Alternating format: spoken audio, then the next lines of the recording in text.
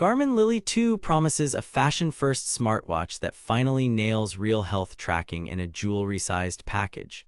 Either we've reached wearable nirvana or we're staring at another round of expensive confusion. On paper, you get a tiny 35 metal case with that patterned tap-to-reveal touchscreen, up to 5 days of battery, body battery, sleep score, menstrual and pregnancy tracking, connected GPS, stress, respiration, and safety features like live track and incident detection. Sounds criminally generous for something this small, but here's the thing, small watches have big compromises. Here's what caught my attention. I wore the Lily 2 every day, slept with it, and pushed workouts for 2 solid weeks to see where it shines and where the marketing glosses over reality. I've put the direct link to check current pricing in the description, but before you click anything, let me show you what I discovered after 2 weeks of testing. Let's set expectations. Garmin says Lily 2 is a stylish smartwatch that keeps you connected and helps you understand your body without looking like a gadget. The key promises: a fashion-forward design with a hidden bright touchscreen under a patterned lens. Up to 5 days of battery with 24/7 health tracking. Meaningful health metrics: sleep score, body battery, stress, respiration, menstrual and pregnancy tracking. Daily smarts, notifications, safety features, and sports apps with connected GPS. Sounds great for $228.50 with a 4.2-star Amazon rating, right?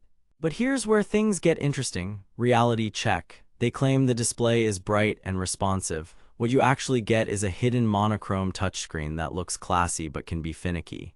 Raise to wake has a slight delay, and taps sometimes miss if you hit the patterned edges instead of the active area.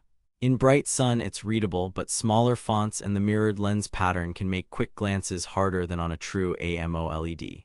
Why? This design prioritizes style and battery over punchy color and snappy refresh rates. They claim up to 5 days of battery life. Reality check. You can hit 4-5 days if you keep notifications modest, lower brightness, and avoid long GPS sessions.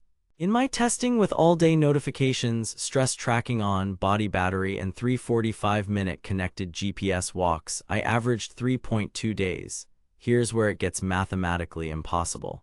Connected GPS sips 8-10% per 30 minutes, and 150+ notifications per day add another 8-12% daily.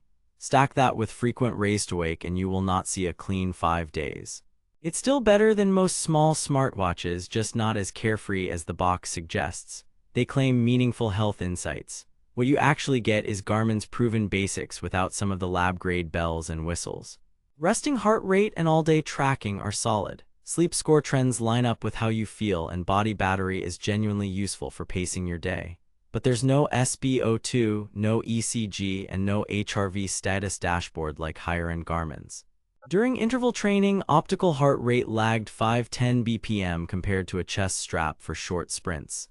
For steady-state yoga, Pilates, brisk walks, and daily activity, accuracy is fine. For hardcore hit, let's be real, data purists will want a chest strap or a different watch. They claim sports tracking with connected GPS. Reality, Lily 2 relies on your phone for GPS. If your phone's in a purse, stroller, or losing signal, you'll see pace smoothing and occasional distance drift. One of my 5Ks logged 0.12 miles short when the phone bounced between towers.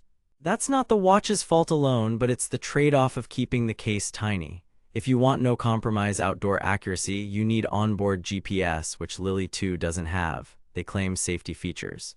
You do get incident detection during select activities and assistance with live location, but your phone must be nearby with coverage.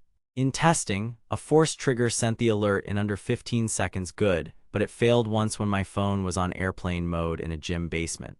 That's the rule. Safety works if your phone works. Smart features. Notifications are reliable. On iPhone, you can read but not reply. On Android, you get simple quick replies. There's no microphone or speaker, no voice assistant, and no calls on the wrist. The classic version adds Garmin Pay, the standard Lily 2 does not. That detail is easy to miss and matters if you want tap to pay. Here's where things get interesting. The Lily 2 nails the vibe. It looks like jewelry, not a gadget, but it's also intentionally a lifestyle tracker, not an athlete's tool. Battery life. With default brightness, all-day stress, and frequent notifications, I saw about 30-35% drop per day. Add a 45-minute connected GPS session and you'll lose another 8-10%. That puts most real users in the 3-4 day range. If you baby it, you can stretch to 5. Health and sensors. Resting HR was within 2-3 BPM of a chest strap overnight. During steady walks, average HR was within 4 BPM. During short sprints, peaks trailed by a beat or two and sometimes missed the spike. There's no SpO2, no ECG, and no advanced training load metrics. Sleep score correlated well with my perceived sleep quality, and body battery predicted my afternoon slump on 4 of 5 test days, more right than wrong. Menstrual and pregnancy tracking remain top-tier software, and that's a real differentiator. Build and comfort. The 35 metal case looks premium, sits low, and disappears under sleeves. The silicone band is soft and uses a 14 quick release, so swapping bands is easy. Weight feels feather-light for 24/7 wear. 5 ATM water rating is fine for hand washing and shower splashes. Just note there's no robust swim sport profile here. It's more lifestyle than lap counter. Smarts and ecosystem. Notifications are solid, music controls are basic, and you get Garmin's morning report and safety features. The classic model adds Garmin Pay, the base Lily 2 does not. That's the marketing footnote that bites. If you want tap to pay, double check you're buying the classic. Connected GPS accuracy depends entirely on your phone, and there's minimal workout data customization compared to other Garmin models. Compared to the Fitbit Charge 6, Lily 2 looks better and feels more like jewelry, but Charge 6 brings stronger exercise metrics and Google Smarts. Compared to Apple Watch SE, Lily wins on multi-day battery and size. SE wins on speed, apps, and calls. User sentiment. The 4.2-star average mirrors what I saw. People love the look, comfort, and simple health tracking. The recurring knocks are display responsiveness and the limitations of connected GPS. No fake spec red flags here, just know what lane this watch plays in.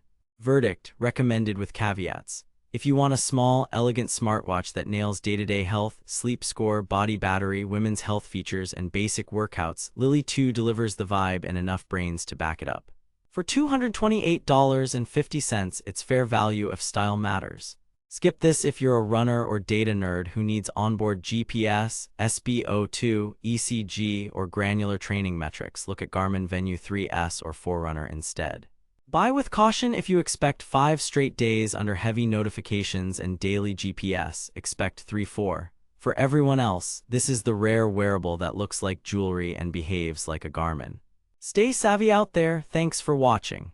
If this review saved you from wasting money or helped you find something actually worth buying, I've put the link to check current pricing and read more reviews in the description. And hey, if you do decide to buy through my link, it helps fund these investigations without costing you extra. Got questions about Lily 2 versus Lily 2 Classic, or want me to compare it to Fitbit Charge 6 or Apple Watch SE? Drop a comment, I read them all. Next up, the best small smartwatches for tiny wrists in 2026. See you in the next one.